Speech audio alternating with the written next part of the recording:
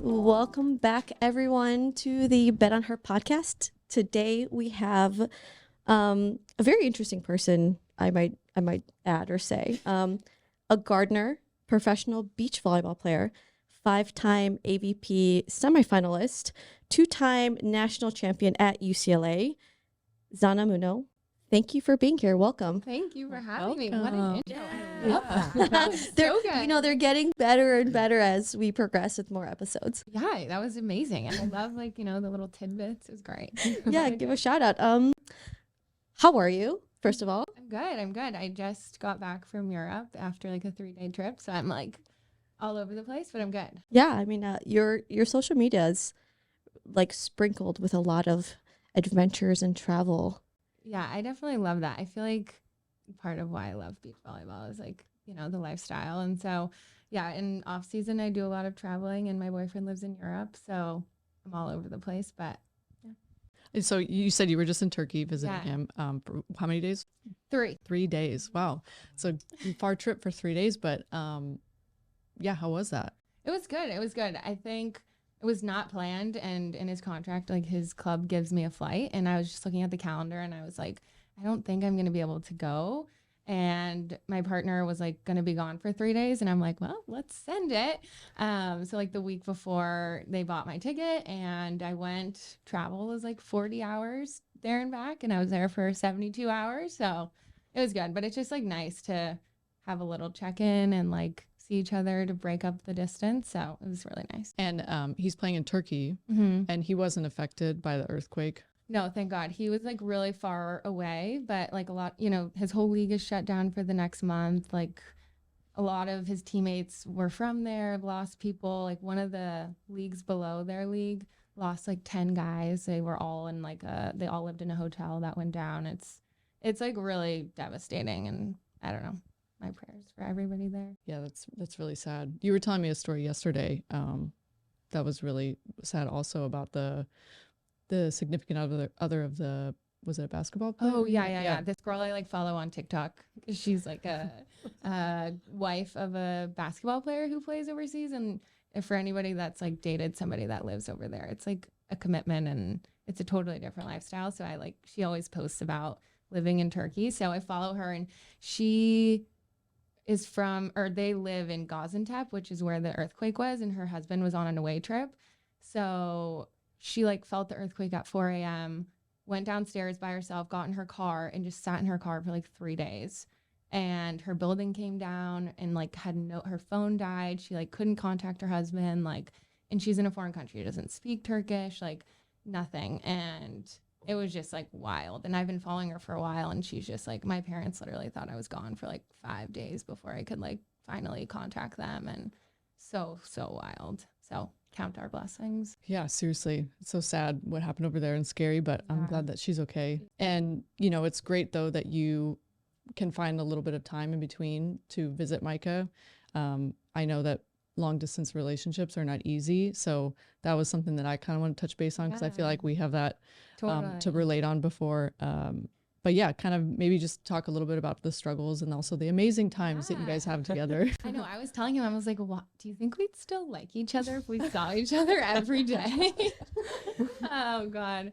No, but I asked him recently, or when I was there, I was like, what would be, we do this thing where we podcast, and we'll just sit down, turn off all of our phones, and record ourselves, and we'll have notes, and we'll just podcast, but it doesn't go anywhere. But I called in, and I was like, Micah, what's your number one advice for long distance people?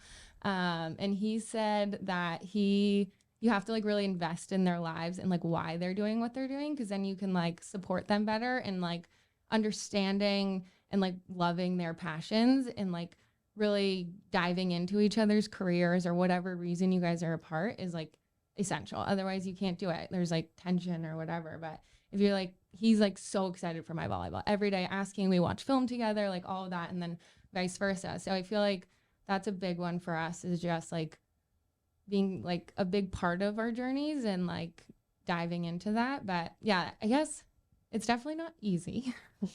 But yeah, it's just when you really like somebody, it's kind of worth it, I feel and we both know that for us to be best in the long run. We have to pursue what we want to do now. So that way, when it is time for us to like be together, we can be, you know, our best selves and like ready to take that step instead of like one of us stopping early and having regret or anything like that. So we've just like had to have a lot of conversations, and it's been 4 years of doing world long distance. So like, you know, it's like, it's hard, but for us so far, it's been going well enough. We still think it's like a good relationship and get some value out of it. So Yeah, no, it's amazing. It is tough, for sure. But the fact that you guys are both pursuing your dreams and supportive Right. of each other, that's, you know, more than you can ask for. totally. Yeah. What sacrifices have you and Micah both made for your relationship? Gosh. Both pursuing, you know, your dreams of he's Yeah. pursuing indoor and you're pursuing Right. beach. Oh my God. I feel like so many. Let's get into it. Yeah. I feel like for me, I have to like swallow because I want to be here training. And I feel like when I'm there, I have a lot of guilt for not being here. But for both of us, it's just like knowing that for our best selves, like to be the player we want to be, we also have to be like solid as humans. And so for me, that means filling all my buckets, which he's a very large part of that. So I guess like the sacrifice of just like, you know, living in foreign country and going to gyms in Poland or Turkey or wherever where I don't speak the language and just doing cardio by myself in like a gym in the middle of nowhere. Like those kinds of things are kind of challenging, but also so fun, like such an adventure. So, and then for him, like, he's made a ton of sacrifices in terms of like the national team. He didn't do 1 year, and we like spend all summer together because when he comes home from Europe, a lot of times they go to the national team gym and they're gone kind of all over again. And so I don't know. I think that the biggest thing is that we always say like you both have to really want it and you both have to constantly try and constantly make effort for each other. And so like he wakes up at 7 a.m. every morning, no matter what, so he can talk to me before I go to bed. So it's like those kinds of things. And then just like I know that like, even if, I don't know, no matter what, he's doing something every day where like he's really making an effort to prioritize our relationship. So just those little things are like me, like in the middle of season, traveled 48 hours to like see him for 72 hours. You know, it's just like constantly putting in a little bit of work here and there is just the most important thing. And I feel like it's what made us successful. I have to ask, how many miles have you traveled? Oh my God. I don't know. I have like, also I have flight benefits. I think everybody just thinks I like spend millions of dollars traveling, but my grandma works for the airline. So I fly on United standby for free. So I can just like look at it. Yeah. It's like a game. I don't know if we would still be together if I didn't have that, because it's like, Have you flown first class yet? Oh, Or yeah. oh yeah. I mean, if you're not first, you're last. Come on. Yeah, it's like once you go first class, you oh can't my go back. God, it's, yeah. What best? jealous. What airlines have you been on? That's like the best first class. Well, my grandma's only with United. Okay. So I just fly United usually. I've flown Swiss Air first class, and that was like, I got like Chilean sea bass, which is my favorite food, and it was one of the best Chilean sea basses I've had, and it was like in the freaking air. It was so cool. Nice. Yeah. That's awesome. Yeah, that's a lot of miles. That's good though. Yeah. So then, you know, you were saying it was last summer where he took the time off, and you know, you were in between partners a lot of Yeah, the time. yeah. And I feel like I remember seeing he would jump in and be your blocker. So, my first question is, how do you guys play together? We play really well. Well, I think, I don't know, he probably hates me, but I just have so much respect for him as a player. He's so good that I'm like, if he has something to say, I'm like, okay, you're definitely right. You know, like, Yeah. I feel like it wouldn't be the case with as that many people, but for him, if he's like going to give me advice or anything, but he does piss me off so much. Because he likes to do things like his way. I don't know if you ever watched him play. He's like freaking jumping all up, like just so dramatic. And he's my blocker, and he like will like not go to the net after he serves. And he's like, well, it doesn't make any sense if I'm gonna pull. And I'm like, but just do it. It helps. It's like it helps. I'm practicing here. This isn't about you. And he's like, well, it just doesn't make any sense. So we both pulled up YouTube videos and like are sending each other clips of why it makes sense.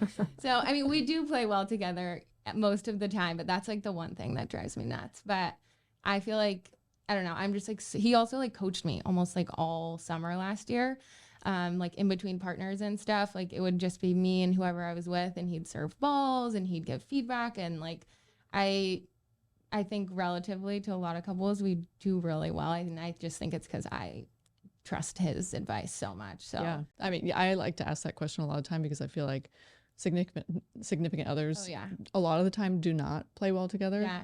Like Eric and I, we do well up until he like gets angry at me once, and then I don't speak to him for like 10 points, and he's like, I'm over it, and I'm like, well, I'm not now. You started it. Yeah, but anyway, that's super fun that you guys had that. You guys should do a match between Gina and Eric and Micah. I'm good. Zana. Who would take that battle? I would be there to film it. Yeah, I don't know. I'll keep score and ref. The thing is though, like I'm not competitive outside of like the competitive sport. Like unless it's like a tournament, I can't like really go for it. Interesting. I don't know.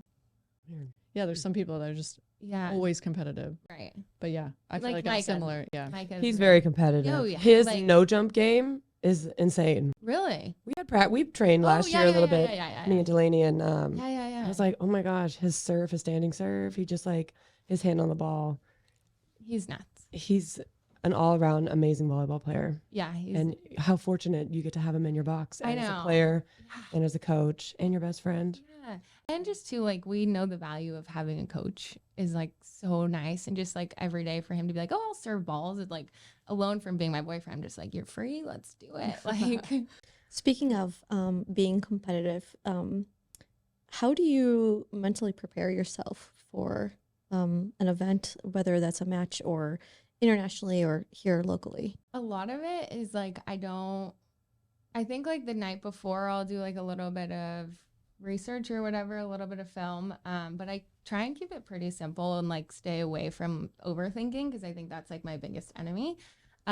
So for me, it's like kind of distracting myself, having fun, and like because I want to bring good energy onto the court. So like I've said this before, but like I would rather, like Sarah Pavin and I before Phoenix, we went shopping and got cute outfits, and like that was the best pregame that I could possibly imagine. Like we got out there, we looked so cute, it was so fun. There's like great energy to step onto the court, and so I try and do that in like any way that I can, where it's like getting a great meal or like dancing and like having good music. Like it's all about having like good energy for me, so that way when you step on the court, it's not like tense. Like I feel like I struggle when it's like an international tournament, and all of a sudden like you get on the court and now you're playing in like 7 minutes and I'm like, don't even know where my glasses, and I'm just like all scattered. So just like trying to be like really prepared as well, and like early, and like getting ahead, like be there 2 hours early instead of like potentially having a little bit of rushed.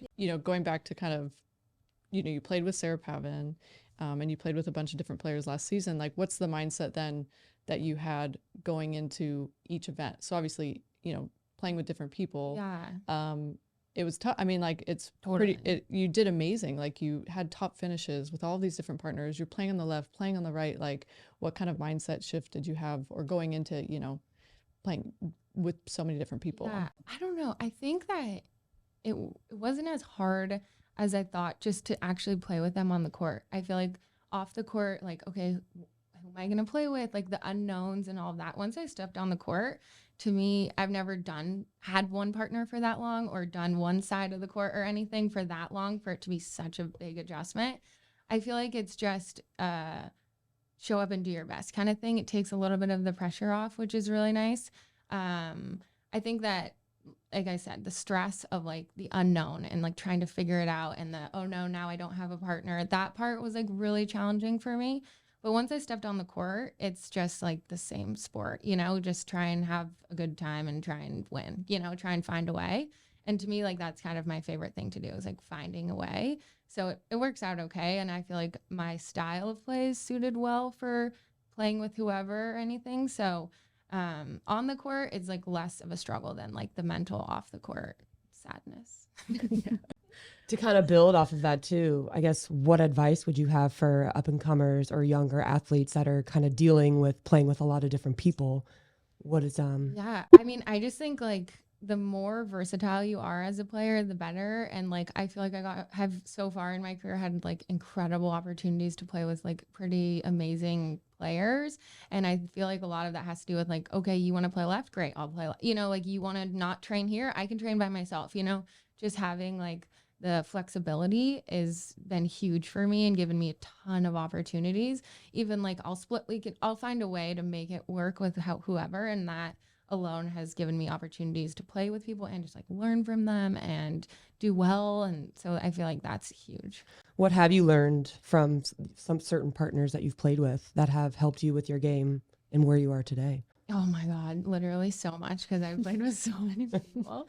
I think like one of the learning lessons I've had is like what I like in a player, because I've been able to see different things from so many different people. It's like, oh, I love this part about her. Like, how can I be like that? Or how can I look for partners that have those qualities? Because I've experienced so many different people. I've like experienced so many different personalities, strategies, like athletes, like the whole spectrum. And then what else? I think like playing with Sarah Pavin and Lauren Fendrick this year, they just have so much experience, and, you know, learning how they operate off the court too, just like their pregame, their traveling, like all of those kinds of things. I was listening to the April podcast. She travels with 3 suitcases. Yeah. She brings a mattress. I was like, I love you so much more now. Like a girl after my own heart. Like, oh my God. Anyway, side note. But yeah, just like the veterans, like I've loved getting to know, and just like their experience of being a professional volleyball player through all the cycles of the sport. And like for Sarah, like we both started indoor, and well, Lauren as well, but like that indoor mentality, and like, I don't know. I think too, just getting to know the people, because in the sport, it's like such weird tension and like, oh, you know, other side of the net. Oh, what are the rumors? What do people say? But just like, oh, I never expected to play with you. And now here we are. And like, oh my God, you're actually like this. Like I never expected that. So that's been like one of my favorite parts for sure. How important is communication between you and your partner? I feel like probably won't like this answer, but it's not that important in my life. That's fair. Like, once we got the basics down, like we just, as long as we're on the same page to go play our hardest and try and win, as long as we have the same common goal, then like that's all that, you know, once you're on the court, as long as you're both trying to win and you're both willing to work, like I don't really care, you know? And sometimes you don't have the opportunity to like, okay, these are exactly what I'm looking for. This is the type of partner I want. But like, if we just look down to the basics, like we're both here to win. We both have the same goal. Let's find a way. That's been a big lesson for me. It's like having your priorities aligned. So Yeah. it worked out well for you. You've had some very phenomenal finishes. So Well, I've played with really good people. yes, you have. Going back to the comment of all of the pressure and all of the thoughts that go on and off the court, what is your me time, and how do you detach yourself from that? Oh my gosh, that's such a good question. I feel like very, very important, and something I've done well for most of my career. I think last year I really struggled with that, because I think with all of the partner switches, and I'm just wanting so badly to do well. I felt like I was doing me time, but I never really detached from volleyball. Like I would be, oh, I'm going to go do a weekend with my friends. But the whole time I'm like, okay, what am I doing? Gonna my workout? Like, and it just sort of like tailspinned a little bit. I feel like last year was like a little bit of a low point or a low season for me. I just, in terms of not results or volleyball, but just like in me. And I think it's because I didn't separate myself. I didn't allow myself to like enjoy the things that I love. And so it's a constant battle for me for sure.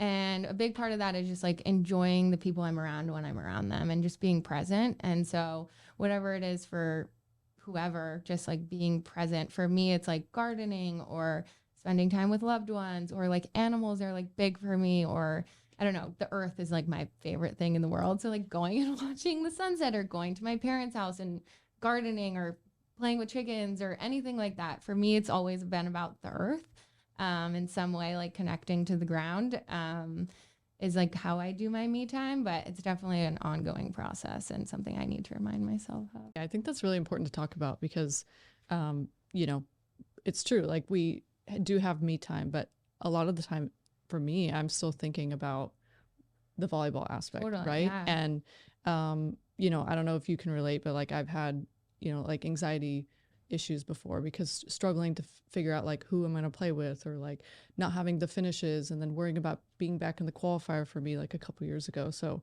you know, there's definitely a lot of that I feel like that players don't talk about. That's really important in our sport, Yeah. especially because it is so self-driven and it is Right. so determined by who you're playing with or the point system of it all. Right. So yeah, I think I think that's great you brought it up because it's really important to talk about. Yeah. I mean, like I can say like last year I was a freaking mess. Like anxiety wise, like I just was unwell.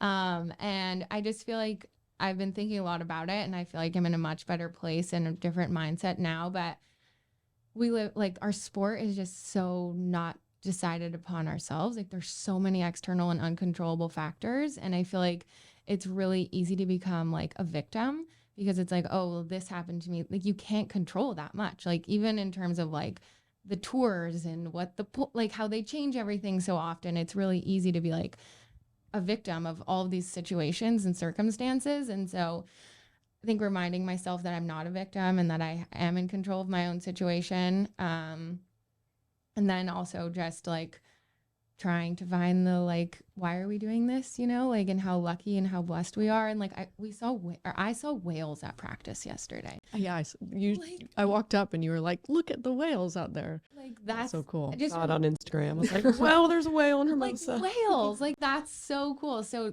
trying to remember those types of things when you really don't remember it, when you're like in your room counting points or in your room counting dollars or like whatever it is, like I think that's huge. But anxiety like took me down last year, and so it bled definitely onto the court and into my self-confidence, and definitely something I have to actively work on because I mean we perform. Our sport is like a performance. It's so public and we're half naked and there's just so many like things. And now there's partners that can leave. There's no contractual obligation. There's no guaranteed money. There's no tour that's really vouching, you know, like there's so many things. And so it's definitely a real thing. And I think we should definitely be talking about it. You're totally right. And so I have had anxiety. Yeah, I think that that's interesting because you're on top of everything you just said, your guys' entire worth on the tour is based off of a number. That is your rank and your points. And that essentially defines where you are on the pecking order, right? And then on top of that is all the added stress of partnerships and then, you know, whatever topics might be discussed about you that you can't detach yourselves from. So I can't even imagine as a fan of the sport, you don't see that side of you guys. You know, you don't see this distress and all that goes in between the sets, in between the matches and the tournaments. And yeah, I think that is something we should discuss. Yeah, I mean, you spoke about like identity. Like I feel like everybody here and at the level we're at has been an elite volleyball player their whole lives. Like they've played volleyball at the highest level. It's been who they are for so long. And so like that's a whole nother side of it. It's like what is your worth out? And I think April kind of talked about it too on her episode, but like it's a lot. And like when it is just like a number and it is like so clear, like, okay, this is the top team, this is the next team. Whereas like in football per se, like you're just, maybe you're not You're a part of a team. You're on a team. Yeah. Yeah. Like it's a little bit less individualized and a little bit less in your face of where you stand and your worth essentially. So it's a brutal sport. Yeah, it's just dealing with the uncertainty and the unknown and how do you approach that day in and day out, and whether you have a partner or not, you kind of have to look out for yourself, but it's scary. You can go down that dark hole and like, what's my why? What am I doing this? Why am I out here? But it's just nice to have like a community too, that you're not alone. There are other athletes that are going through this and just reach out. Yeah, that's the thing is like, I think people might be afraid to talk about this. I don't know, maybe they're uncomfortable. Maybe they don't allow themselves to be vulnerable when this topic comes up. Because I do feel like in separate conversations, it is talked about, but I just don't feel like it's talked about publicly. I mean, it is scary. Like even like, it's hard to be like, oh, I struggle, but yeah, luckily I feel like we're in an age where it's a little bit easier to talk about these kinds of things. And I feel like for me personally, like I just feel so strongly and like being myself and like this is who I am, this is what it is. And like it's not to like inspire anybody or anything like that, but it's just like I want people to know what it's really like and what like the highs, which are incredible, like we saw whales yesterday, but also like the lows. Like it's not the easiest thing, and it's not to like pity myself or anything, but it's just to like be honest and authentic in that. Yeah, I love that. On a lighter note, Yes. definitely want to talk about the way that you get grounded, talking about the earth, your Yes. garden, your chickens, everything. So Okay. feel My free. God, Like, I don't even know where to go. I'm such a nerd about it. Do you have you named your chickens? Oh Let's yeah, start but, there. see, You I have regret and you have a them. chicken coop which you built Yeah. by yourself. It's the coolest thing. I Zana, like- Zana the builder. No, I want to be a builder. No, they are named, but I kind of regret the names. I was in a different stage of my life when I named them, but their names are like barbecue and Oh Hawaii. no! Oh no! And fried. I thought you were gonna say Barbie. you're like, you look tasty Teriyaki. today, barbecue. No. Teriyaki. Oh my gosh, Zana. We need to upgrade the names a little I know, bit. but they're on the end of their life. So the next geez. round, we'll like name them like Daisy and What's the lifespan of a chicken? they lay only for like 4 years, 3 to 4 years, and then like 8 to 12 years of life. But they don't lay for that second half. I mean, I've had real eggs from healthy Yeah. chickens before, and they're so much better. So different. There's a difference. Oh my God. Huge difference. Okay, well I need to figure that I out. feel like Zana's the expert. Yeah, let's Okay, hear it. well, Me too. also- okay, Yes, she's the expert. Enlighten us. Ready, go. Okay, well there is you know how eggs are like MIA right now, and Yep. yeah, and they're so expensive. Okay, there's a whole conspiracy theory. Oh my gosh. And like, okay, so it's the feed is what they're saying. And all of the feed is essentially manufactured by one place. And this place, Purina, don't buy Purina. They also own the #1 egg distributor. And so their eggs are the only ones that aren't eating their feed. And so then they're giving, this is a conspiracy theory. So, we don't know. But then they're giving this like feed that makes hens infertile to everybody else. Oh wow! So that way they can like up their eggs. So that's why I'm paying Interesting. $10 for a carton Exactly. of eggs. Exactly. Yeah, Trader Joe's like doesn't have them. Yeah. Every time I go to the store, they're like out. I'm like, My Back to hens yogurt. are not laying anymore. Your what? My hens haven't laid. But the other side of it is hens don't lay as much in winter.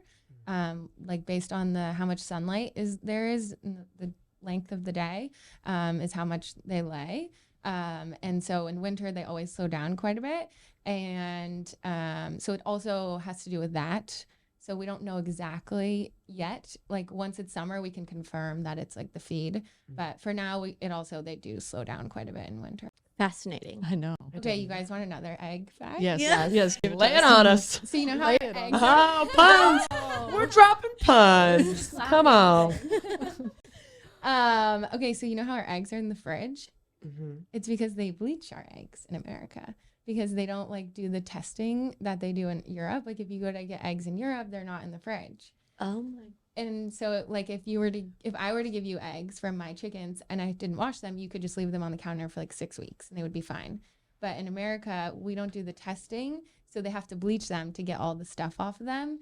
And then they have to be refrigerated because there's like a coating around the egg that keeps it able to stay the same temperature no matter the outside temperature. But with the bleaching, that goes away. So it has to. So then how long do the eggs last then? 3 weeks. 3 weeks usually, instead yeah. of 6. Wow. Mhm. Wow. So I need to buy some chickens. Let's what They're you're saying. illegal in the South Bay, you guys. Oh. So we need to build our own chicken coop, have our own chickens, Listen. We build a ranch. our own greens. We build a ranch somewhere else. Yes. And we all have our chickens there. Yes. I do want a ranch myself. I think that would be awesome. We like have a some horse dogs ranch. too. Yes. Every- Goats. Fred Yeah. the cat will come. I don't know if cats belong on Oh, they farm, will. but we need cats Okay. to get rid of the mice. The rodents, yeah. Yes. Yeah. look at you. Full circle. I have learned so much so far. I know. I could go on forever. What are you growing right now in your garden? You have a home garden and then Yeah, I have a home garden. We're moving, I think, next year. So I have to like kind of make it so that way it's like not just like a dirt patch when I leave because it wasn't a dirt patch when I got there. So I'm planting flowers this year, which will be really fun. And I've never grown like cut flowers. So I'm going to do that. But then like my staples of like beans and peas I love because they produce so much. And I love just eating the snap peas off the bush. It's like the best thing. It makes me feel so happy. And then tomatoes and stuff. But I haven't started planting until all this weather goes away. You were growing corn last year too, Yes. which was amazing. So cool. In Hermosa Beach. I'm like, this is very impressive. That's wild. It's so cool. It was like everybody who would listen to me blabber, I'd be like, "You want to come see my corn? I can teach you about how they pollinate each other." Yes, I was there for that. Yeah, you were a victim of yeah, my, I was a like, victim of that. blabbering. You're so intense. It was amazing. I love it. You're so I just think passionate it's about it. insane. Like, we plant a little seed and then you have food. Like, and there's like 5% of the US is farmers that feed like the rest of the country. And I just feel like it's so undervalued and so important. And we're just so far away from like where our food comes from. Like, we just go to the store and it's beautiful and it's shiny and it's there and perfect, looks great. But like, we don't even know what a tomato plant looks like. How I just feel like we're so disconnected from that. And I'm just obsessed with it all. My mom is a gardener. yeah. She is a master gardener. She got this certification, but she specializes in fruit trees and composting. So, So cool. yeah, so she loves to do fruit trees because then she can just plant them and they produce every year. And all you got to do is water them rather than vegetables having to replant. But yeah, she has like 15 trees of dragon fruit, and hearing the pollination of that is super interesting. Like, the flower only blooms once in the middle of the night, and if it doesn't get pollinated, then it just dies and doesn't turn into a fruit. Wow. So, and they typically are pollinated by bats, so I found that super interesting. But Wow, that's so cool. yeah, but she's all about it. So cool. I love it. Yeah. You need to see Kathy's garden is insane. We have to have a field trip. You definitely got to come see it. It's The tripod takes on the garden. the garden. Yeah. Yeah. It's got to be super rewarding to like get your hands in the dirt and to grow Totally. something, and also therapeutic in a way too.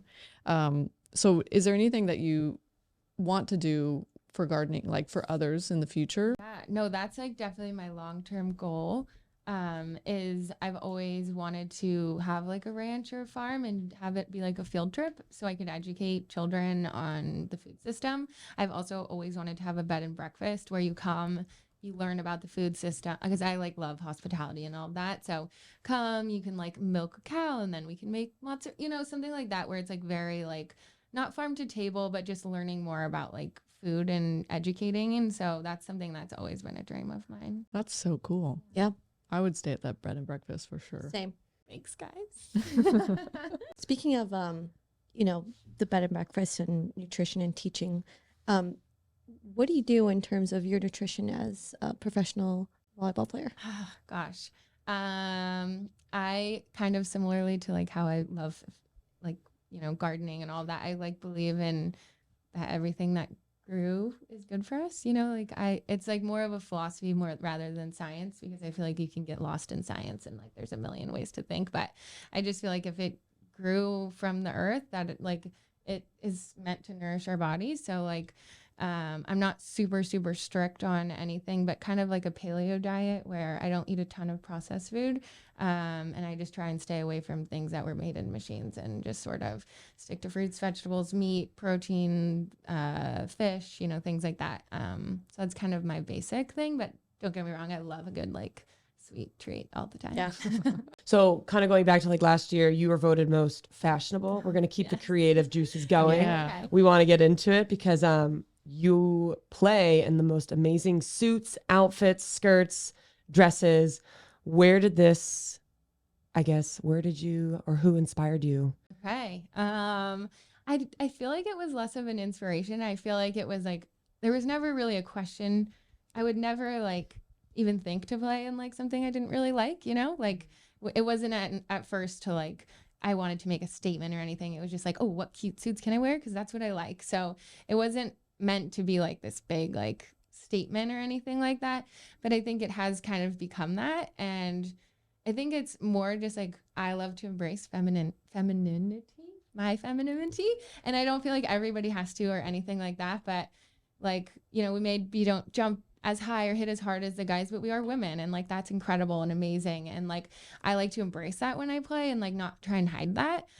So I think that's a big part of it. It's like I love clothes and I love fashion and I love to be cute and I love to like feel good. And so like I just want to own that when I'm playing because that makes me feel good. And so less like a statement about like I'm a fashionista, but more just about like this is like what makes me feel good as a woman on the court. Yeah, would you say that's like how you express yourself as a Totally. player, person through your suits or your apparel? Totally. And I feel like that kind of goes back to like I'm very passionate about like being my authentic self, and I always have been.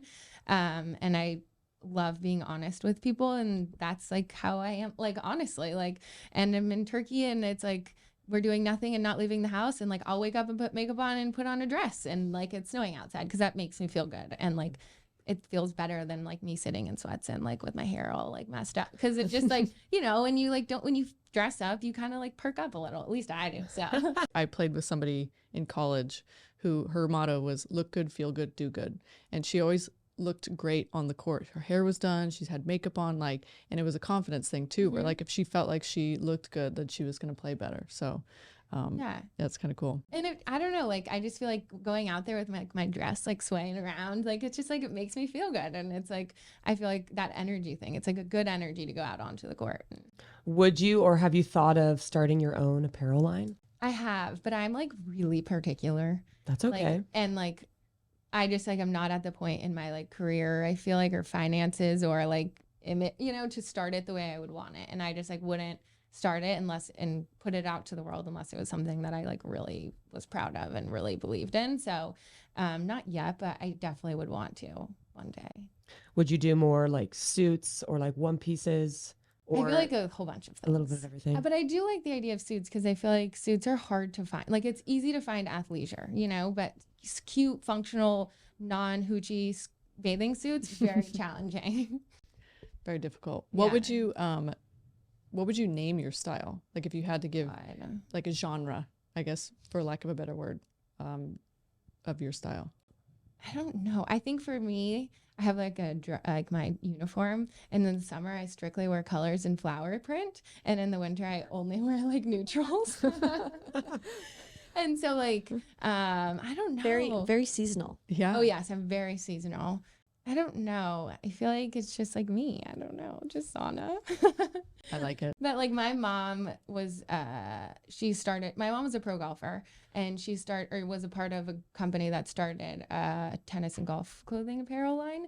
And so I grew up like around clothes. I grew up in like being the fit models for their youth lines. I grew up like in the factory where they made them. And so I feel like it has been a little bit of like who I was and like how I grew up. And I saw clothes get made all the time, designs, like from ideas to the product. Like I saw all that a lot as a kid. So I feel like that definitely fed my love for clothes. I didn't know your mom was a pro golfer. Oh yeah, she's a beast. Does she still golf? No, like never, but she's like always, like my dad will be like, oh, we have like a firefighters golf charity tournament. My mom goes and just whoops everybody, like wins everything. And my dad's always like, yeah. Do you play as well? No, I'm terrible. I like grew up on a golf course, like, so I like know how to play, but I'm way too ADD for that. Did you played a bunch of sports in high school too? Yeah. Right? I played soccer, track, softball, and volleyball. Wow. Yeah, it was really nice. I personally loved it. I'm like a huge advocate for playing everything. I feel like it was so valuable to me in college and now, because like I feel still so new to volleyball because I never like only did it. And so I just feel like I never got burnt out. I never like felt like, yeah, I just feel like there's still so much for me to learn and I'm just still beginning, it feels like, because like I didn't really start just doing volleyball until college. And then even in college, I was doing beach and indoor, and which are so different.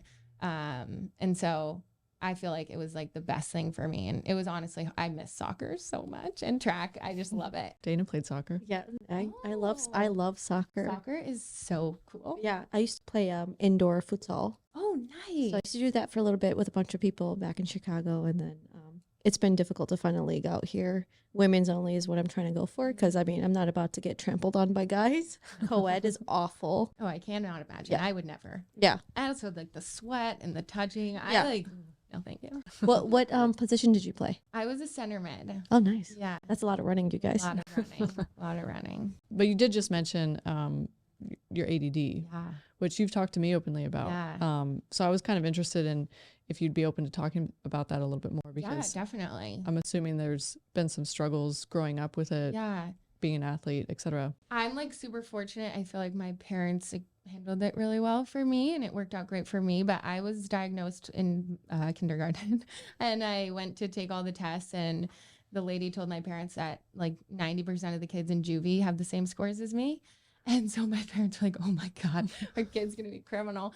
But no, so I started taking medication in kindergarten for about a week. And my dad was like, no, like, I'm just not doing this. Like she's a child and she's figure it out. And so I feel like because of that, I learned like a ton of coping skills and I learned how to deal with it. And like, I'm so grateful for that.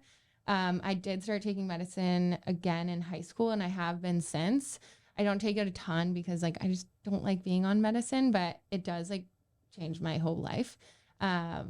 Like me as a human is just a higher functioning. But yeah, it's been a challenge, but also I feel like it makes me who I am. And I feel like it's also like a really cool thing just to be so present because I'm just like constantly like do. But yeah, it's definitely something that I think about and deal with every single day. But like I said, with my parents forcing me, like, and of course helping me, giving me resources and tools to learn how to navigate it before I just coped with medicine, I think was huge. Like I have a planner that I use. I've had the same brand of planner since I was in 4th grade that I like live and die by because without it, I don't know where I'm supposed to like look. And so I've just like learned little tools like that. And like, I'm extremely hyper organized now, which is like not really my personality, but I know that if I don't do this, I'm going to forget things. Like I will not, I'll miss out things and I'll end up in even more stress. So I get places 30, 40 minutes early because that's how I know that I won't be late or I won't miss it. So just little things like that I've learned how to deal with like since I was so young. And yeah, it's definitely, I believe it's a real thing. And I think a lot of people definitely really struggle with it. But it's just like finding a way and not just becoming a victim to it. It's like, how can I navigate it? What skills can I learn? How can I like make the best of it kind of thing? Yeah. How is that? Has it ever affected your play when you're out there?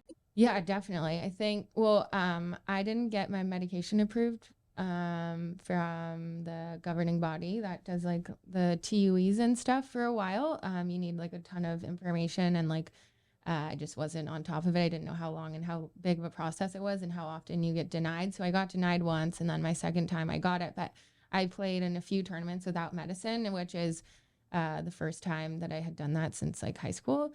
And I feel like from what I've learned about EDD, like adrenaline is the same thing as medication. And so once the adrenaline kicks in, I don't notice it nearly as much because it essentially does the same thing as Adderall or whatever.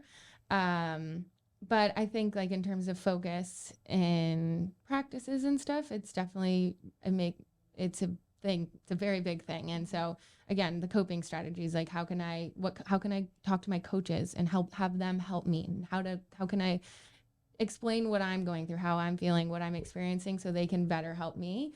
That's been big. And then just taking the accountability of like, okay, this is my job and I can't just like use this as an excuse. I have to find a way. And so it's definitely an ongoing struggle. And people, I think oftentimes, like, especially when I was a kid, was like, oh, she can't focus. Oh, doesn't care. I got that a lot. And it's like, that's the farthest thing from the truth. Like, I care so much. It's just like, sometimes it's really challenging for me to like stay. And it's never been a lack of care because God, I care a lot about everything. But yeah, it definitely impacts like the whole every aspect of volleyball. And that's all good advice though for younger athletes too, that probably there's a lot that deal with it. I mean, I had a lot of friends growing up who struggled with it and didn't like Adderall and chose not to choose or not to take it.